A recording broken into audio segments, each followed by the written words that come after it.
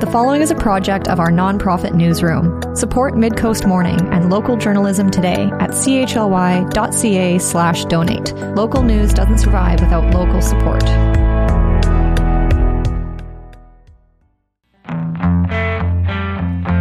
Hello and welcome to Midcoast Morning. I'm Joe Pugh. We're marking Nanaimo's move from 2025 into 2026 with a focus on transportation. We'll hear from the city's manager of transportation about how things have changed in the last year, as well as what's on the radar for the next one. We'll also touch on what some recent council decisions around active transportation projects mean for the city, and we'll hear a bit about how Nanaimo prioritizes what gets upgraded, where, and when. Let's get to it. My name's Jamie Rose, and I'm the manager of transportation for the City of Nanaimo. And 2025 is coming to a close. What changes has the year brought to Nanaimo's roads and sidewalks and bike lanes, etc.? 2025 has been a fairly busy but metered year. We haven't had sort of the frantic work that we've had in past years, but there's definitely been some big things that have come online. I think there's just a continued focus around active transportation and finding ways to help people move around in a more healthy and sustainable and economically viable way. And, you know, supporting people who want to walk and bike and take transit is really I would say it's the largest focus. I mean, we have other aspects that we need to keep tabs on, and we do fully acknowledge that Nanaimo is still a very car dominant community, and we need to not overlook those elements. But really, as we look to the future, we need to find those opportunities to reduce car reliance for folks. And so in 25, Boxwood Connector sort of officially came into play, and that it brought with it fairly significant trail connections from Beban down through the connector down Boxwood and along the Parkway, and ties into a project we're going to be kicking off in 26, which I can touch on in a minute. We had a number of localized pedestrian improvements come online. We have some crosswalk improvements on Dufferin, just a little bit east of the hospital, or on the sort of eastern edge of the hospital campus. We had an enhanced crosswalk come finish construction on Campbell, just in front of the school there. Also had some improvements along Departure Bay Road for Rock City School. That was a crosswalk improvement as well that was funded through, funded through the 2023 pedestrian unallocated program. And so just sort of to touch on that, generally when we have, we sort of have two streams of transportation planning projects and funding sources. And sort of we have our main capital program, which is fairly large scale projects. Usually those start with some sort of an asset management renewal type thing. The road needs to be paved, some utilities need to be renewed. And that's when we take the opportunity to do more and to fill in the gaps and build a sidewalk or add some cycling facilities, etc. But the pedestrian unallocated, those are ones that we traditionally have taken a report to council every year for approval for very site-specific funding. And then we go through our project delivery protocol, which usually is somewhere between 18 and 24, 30 months to go from approval to commissioning. And so, as I say, we've got these 2023 projects that are coming to fruition in 2025. We do still have a couple from the 2023 program that we're waiting to bring online. And then this year we also, we actually took two reports to council for approvals on projects. The first was earlier in the year, and that is where council approved three more crosswalk improvements. One at Town Site and Bush, one at Portsmouth and Applecross, I believe it was. And the third one was at Waddington and Dufferin. And so we'll see those come to construction potentially late next year, but more likely in 2027. So that's a bit of a high-level recap from 2025. The second report that we brought to council was later in the year, and that was actually to sort of advance the allocation of the 2026 funding allocation, because there was an opportunity to partner to get some senior level government grant funding if the project's related to an active school travel plan. And so we had just recently completed active school travel plans for Chase River and Cinnabar Valley elementary schools. And so we identified 3 projects adjacent those schools to allocate the funding to, with the aspiration of getting partnership funding through the grant. And so that just gave us a bit of an opportunity to obviously action some of the items that were identified in the plan, but also get some better investments through the municipal resources. So we haven't heard back from that grant yet, but hope to get some answers on that in the spring. Near the beginning of December, it was moved by council that about $1 million allocated to a project for lighting along the ENN be reallocated to pedestrian and active transportation projects in the 2026 budget year. What does that mean for you and your department? So there's actually 2 fairly noteworthy kind of pieces to that conversation. The first was the approval of a business case to increase the annual funding within this envelope.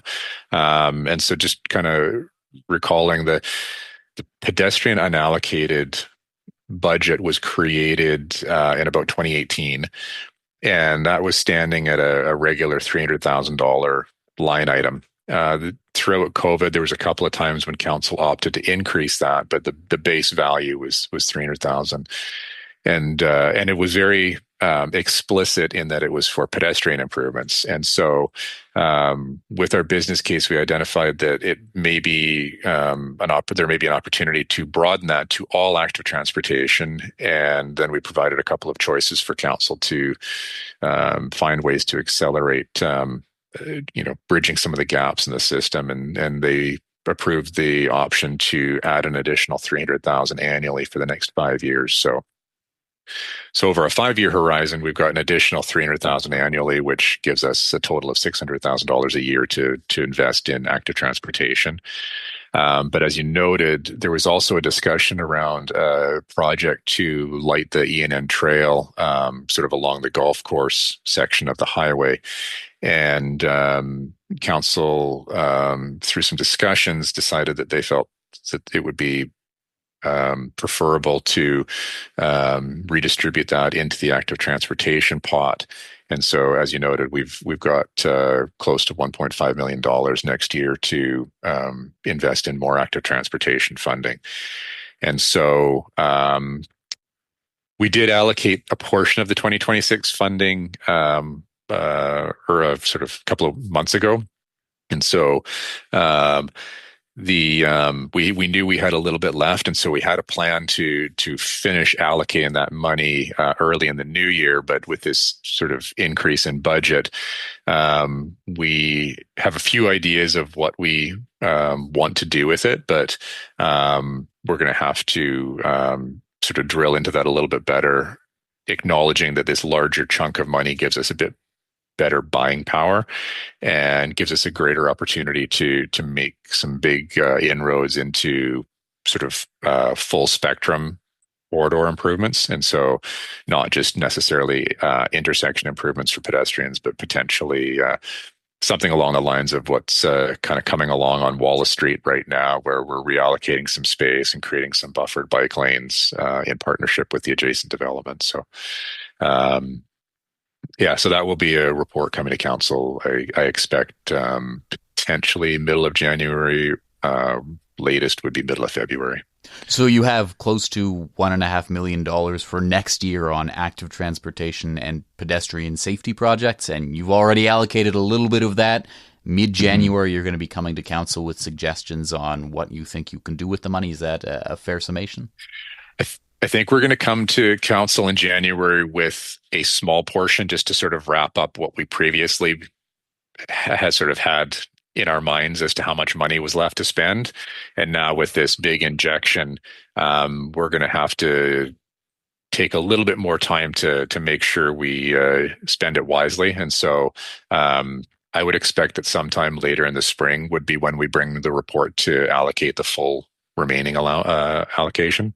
How do you determine what the priorities are for that money? So when we were going through the sort of update and creation of City Plan, the whole Nanaimo Reimagine process, which gave us our new official community plan, we also did a companion project to create a new pedestrian prioritization model. And so we'd had sort of internal, very technical spreadsheets and algorithms and things like that we used to identify, where we thought the greatest need was. But it was a little bit of a black box to the public. And so we always were getting sort of questions about, well, why A, not B, and so forth. And so we took that opportunity to work with council to build out a more simplified version that still created the same, like it fulfilled the same intent. And so over that period, we had several touch points with council and highlighted, here are some of the traditional elements like speeding and crosswalk distances and volumes of traffic and collision history. We also looked at sort of future-proofing things and saying, okay, well, we expect to see densification in these areas and we expect to see higher pedestrian demand. So, we may have a location that has a very sort of strong driver right now, but we can also look and see that in the near future, this location is also going to have strong drivers. And so, as I say, we worked through that with council and sort of gave them the opportunity to weigh in on how they felt about how we're weighting things.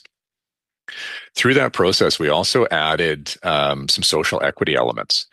And so, that was a very important element to us because there are some people who really shouldn't have to be encumbered by owning a vehicle to be able to meet their daily needs. Like car ownership is a very expensive venture, and we didn't want people to have to do that. Those funds could be far better utilized for other things. And so, one of the weighting factors is household income through sort of Stats Canada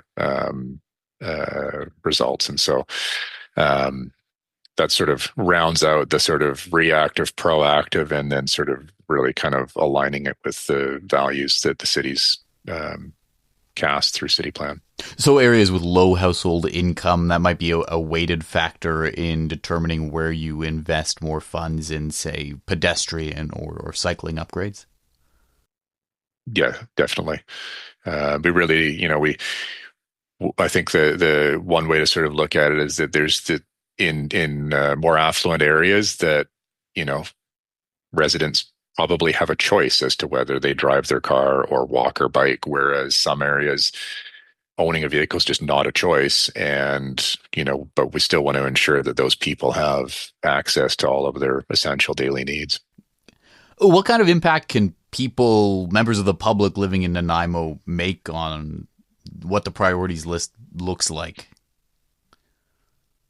We sort of had this follow-up discussion, and we've tried to structure the system so that what we present to council is fairly impartial.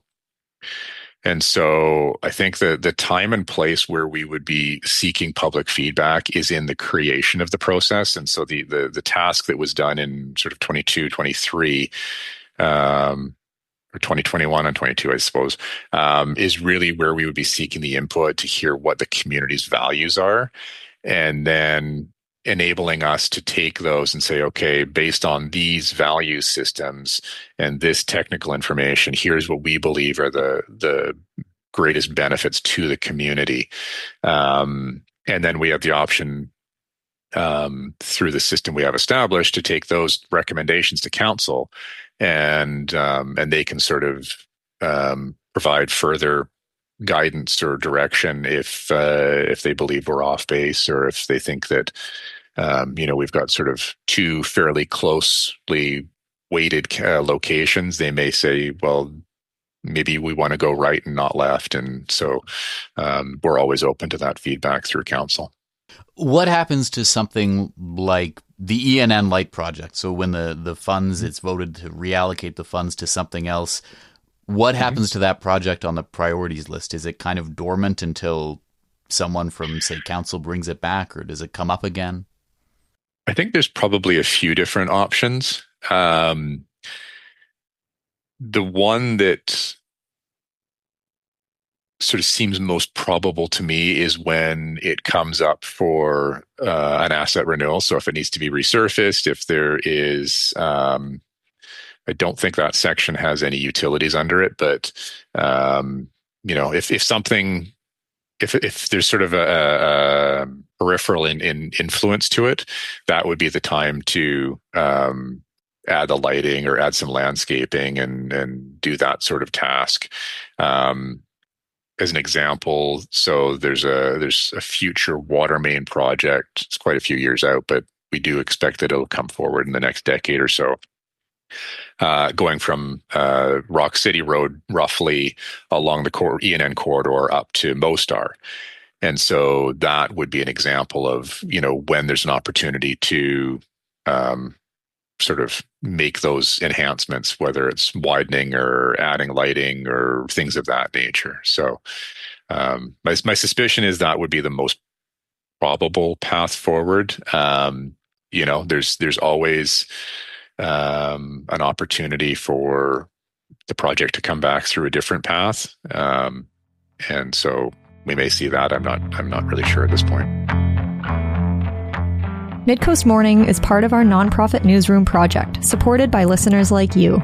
Keep this program on the air by funding it today with a monthly sustaining donation at chly.ca/donate. We've got tote bags and shirts if you need an incentive.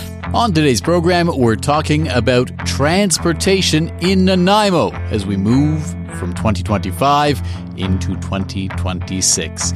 My guest is Jamie Rose, Manager of Transportation with the City of Nanaimo. In this next part of our conversation, we'll touch on the status of a planned transit exchange downtown, plans for future bike infrastructure, and what else is on the radar for 2026 and beyond. Is there anything you can tell me about the timeline on a potential new bus exchange near Terminal and Commercial downtown?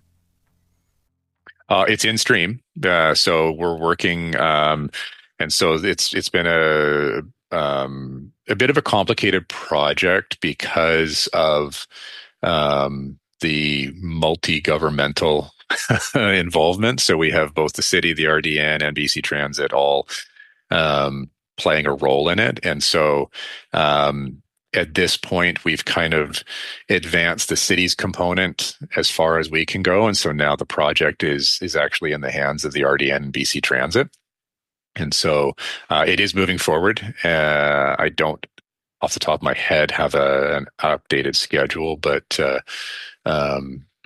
it is moving forward, and we do anticipate seeing something there in the fairly near future.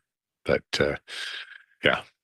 so we do also have plans that the city is leading to rebuild Norwell Drive. So that's another example of where the road surface is at end of life, and the utilities are also at end of life. The signals are at end of life.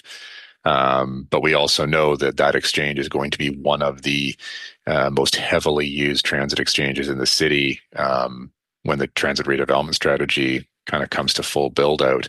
And so we've been really working heavily with the RDN and Ministry of Transportation and Transit and BC Transit and the surrounding property owners to find a way to ensure that what we build back meets the needs of the community well into the future. With the new Hullo ferry, there's perhaps been more traffic to that section of town, including that wooden bridge in and around Haliburton. Is that on the city's radar at all? Yeah, there's a lot of there's quite a few components in that equation. And so the trestle is definitely on our radar, and we're keeping close tabs on it from sort of a condition systems perspective. The hollow traffic has slightly increased demand in that area. I think that the sort of ebb and flow of traffic from the vehicle processing facility is really the key driver out there. It can be very intense for periods of time, but then it abates for a while. And so I think that that's one of those areas that we're just keeping an eye on, and we have some ideas of where things need to go and how we want them to go. But we'll just have to work again with all of the agencies. It's the Port Authority, it's the commercial operators down there, and just continue to work and sort of watch things as they come to fruition. Interestingly, though, one of the other tasks we do have for 2026, though, is to formalize the concept plan to kind of flesh out the connection from downtown to Southgate along Haliburton. So that section of Haliburton in city plans identified as one of our primary active transportation routes. And so that is sort of highlighting that it's a link between two of our urban centers, and it's intended to be a primary walking and biking route. So a lot of work has gone into that corridor already through the waterfront walkway process, but we want to make sure that that continues moving forward. And so we're going to be delving into that in 2026 and trying to get that thing to a point that we can actually have some detailed construction plans for it and some phasing plans so that we can start working pieces of that into our financial planning. What kind of noticeable, maybe big changes can people expect to see to the built transportation environment in 2026? I think one of the biggest areas of focus, and this has been an area we've been focusing on for quite a while, but it's sort of central Nanaimo. And so, as I mentioned earlier, we've done the Boxwood connector that connects to Bevan, which connects to the E&N. It connects down to the Parkway. And if you sort of look back into the transportation master plan, we identified as this sort of off Bowen Bikeway. And so we've come through Boxwood, and we're coming down to the intersection of East Wellington and Madsen. And so this year, we're going to be starting reconstruction of that intersection, which will include signalizing that intersection, but will also include building out the active transportation connection down from the sort of end of the developed portion of Boxwood across the BC Ferries frontage down through and then across to Hanson Road, where there's a connection or there is a partial connection of a trail behind the BC Hydro site that when we're done, we'll then actually complete that connection down to the backside of Pride Vista Golf Course and then through to sort of the Caspers Way, Bartlett neighborhood. And so, you know, somebody cycling from, say, Country Club Mall will generally be on a protected cycling facility all the way down to that point. And then they'll sort of, for the time being, have to kind of go up onto Bowen and come back down onto Buttertubs. But eventually we'll be able to cross over the Millstone around Buttertubs and be all the way downtown. As I say, kind of off of Bowen Road, so they won't have to contend with the high volumes on that. I've certainly anecdotally heard in a lot of conversations with people that they flagged Bowen Road as one of the places they feel the least comfortable on a bike. Is that kind of similar to what's on the radar for you? Yeah, I think that. So, as I say, this project sort of in principle was identified through the Transportation Master Plan back in 2014. And so we've been incrementally building it out. And you know, we look at Bowen Road, and it's a primary arterial, and it carries upwards of 20,000 vehicles plus per day. And it kind of goes back to that comment I made at the beginning. You know, we have some areas and some components of the city where we acknowledge we do need to be able to move vehicles. And so Bowen Road is one of those. And so if there's an opportunity, such as at the north end by the car dealerships, where we can fit a cycling facility in without diminishing vehicle capacity, that's fantastic, and we can do that. It's not always possible along Bowen Road, and so this is where we tie in the Boxwood connector and come down through there. And I should mention also we have a project in that last sort of northern gap too, adjacent Bevan Park, where again we've applied for some grant funding to include cycling facilities as part of an overall repaving project. And so as these pieces fall into place, you literally could ride all the way from Country Club Mall to Buttertubs Marsh in a protected cycling facility. So, and then you could spur off to the hospital, or you can peel off and go out into the Millstone Valley. And so it's really a key link in the system, and we're getting close to putting some of the final pieces in it. I got to let you go in just a second here, but do you have any final thoughts you'd like to leave people with on the matter of transportation in either 25 or 26? I think that it's probably worth pointing out that, the transportation has been growing by leaps and bounds over the last 7 or 8 years. And, I think we, from a production level, are starting to hit our stride and being able to advance a lot of these projects that folks have been looking for and hoping for a long time. And we're going to just keep moving forward and hopefully try and bridge as many of these gaps and address as many of these concerns that the community has as we go. Jamie Rose, thank you so much for taking the time to do this. Absolutely. My pleasure. Jamie Rose is Manager of Transportation for the City of Nanaimo. That's our show for the day. Thank you for joining me. Jesse Woodward is our executive producer, and RB Frew is our technical advisor. You can sign up for our newsletter at chly.ca/subscribe for updates from our nonprofit newsroom and more. You can get in touch with us at news@chly.ca. Our theme song is First One by local Nanaimo band Waste Management.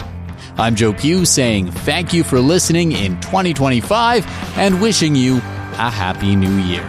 I'll talk to you on another Midcoast Morning. This program gives thanks to the Snuneymuxw First Nation as we broadcast and podcast from their traditional territory. Thanks for listening.